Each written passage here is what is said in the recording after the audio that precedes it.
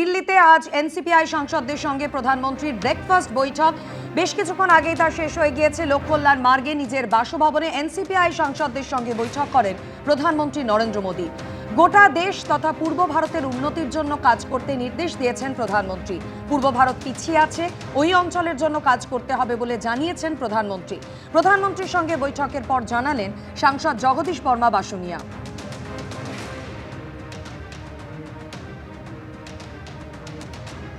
কি দিশা নির্দেশ দিলেন প্রধানমন্ত্রী আপনাদেরকে?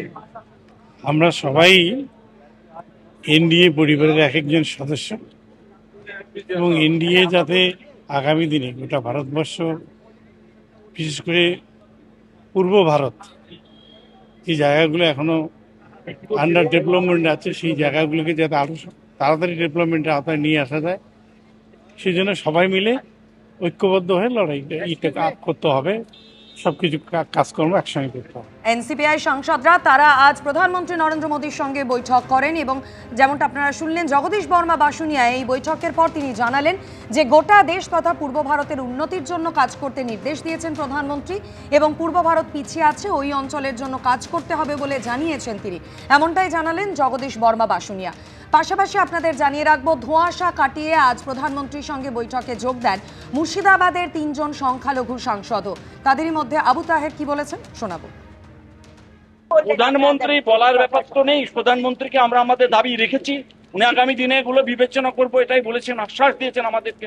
আমরা সর্বময় কর্তা ভারতবর্ষের প্রধানমন্ত্রী, স্বরাষ্ট্রমন্ত্রী, তাদের কাছেই তো দৃষ্টি আকর্ষণ করছি। আমার বাংলার, আমার মুর্শিদাবাদ জেলার মাইনরিটি কমিউনিটির প্রতিনিধি আমরা। সেই বাংলায় মাইনরিটি কমিউনিটি বিভিন্নভাবে অত্যাচারিত হচ্ছে, বঞ্চিত হচ্ছে এবং তাদের বিষয় নিয়ে আমরা আমাদের কথা তুলে ধরেছি। আবু তাহের তার বক্তব্য আপনারা শুনলেন। যদিও কালীঘাট তৃণমূলের সাংসদ সৌগত রায় বলছেন বিজেপির রাজনীতি নিয়ে এখনো অখুশি মুর্শিদাবাদের এই 3 সাংসদ।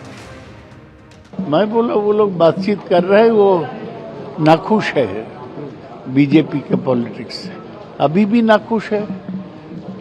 बीजेपी का स्टेट गवर्नमेंट सब मस्जिद से माइक उतर दिया, इससे वो नाखुश है।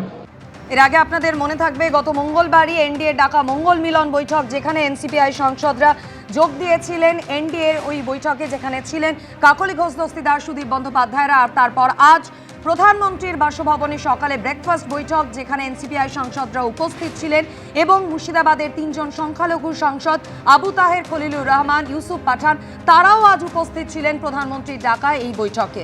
আর এই বৈঠকের পরে সুদীপ বন্দ্যোপাধ্যায় কি জানিয়েছেন শোনাব। বারবারই বলেছেন যে একটা খুব উৎসাহব্যঞ্জক কথা বলেছেন, 40 বছর অতিক্রম করলেই all should take care of their health. কজন যোগা করে এর মধ্যে হাত তুলতে বলেছে, সুতরাং he was in a very jovial mood.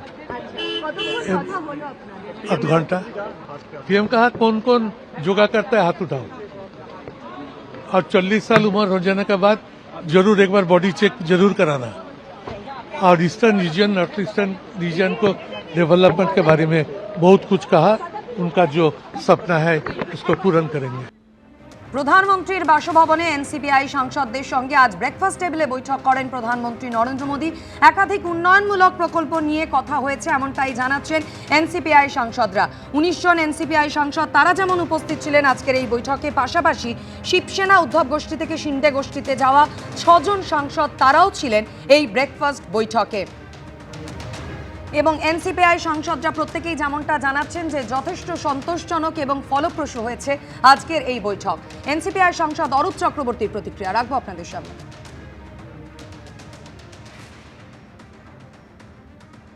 আজকে তো প্রাইম মিনিস্টার আমাদের এমপিদের সঙ্গে খুব সুসম্পর্কভাবে ভালো বললেন এবং ভালো ডিসকাশন হলো। ঐক্যবদ্ধভাবে সবাইকে কাজ করতে হবে, দেশ পিছিয়ে আছে, দেশকে বাড়াতে হবে। আপনাদের 3 সংখ্যালঘু সহযোগী তারা ছিল, হ্যাঁ না তাদের কি বার্তা দিলেন প্রধানমন্ত্রী আপনাদেরকে? সবাই একসঙ্গে কাজ করতে বলে দিলেন তো, যে একজন এমপি যা বললো 150 এমপির বললো, তাই আমার কাছে। আমাদের প্রাইম মিনিস্টার সবার সঙ্গে খুব ভালোভাবে কথা বলেছেন এবং প্রত্যেকের সঙ্গে গল্প করেছেন চায়ের জায়গায় বসে, এবং প্রত্যেককে বলেছে যে আপনাদের কন্ট্রিবিউশন চাই এবং আপনারা আপনাদের যে উন্নয়নের কথা ভাবছেন কিভাবে করছেন তাতে আমাদের সব এমপিরাই ছিল এবং নাড্ডাজি ছিল, নিতিন নবীনজি ছিল। খুব ভালো মিটিং হয়েছে। এটাও বলছিল যে 40 বছরের ওপর যাদের বয়স তারা কিন্তু যোগা করো আর চেক আপ করিও বছরে একবার করে। চা নিয়ে বসেছিলেন, আমরা ওই পায়েস টায়েসও খেয়েছি। এনসিপিআই সাংসদরা বলছেন আজকের এই বৈঠক অত্যন্ত ভালো হয়েছে, অত্যন্ত সন্তোষজনক বৈঠক হয়েছে আজ প্রধানমন্ত্রীর বাসভবনে। রচনা বন্দ্যোপাধ্যায় কি জানিয়েছেন দেখাবো। খুবই ভালো হলো, আমাদের একটা নতুন অভিজ্ঞতা হলো আরো একবার, এবং আমাদের রেসপেক্টেবল অনারেবল পিএম আমাদেরকে ডেকেছেন, এর থেকে বড় কিছু আর ছিল না। It was very nice, it is very very memorable.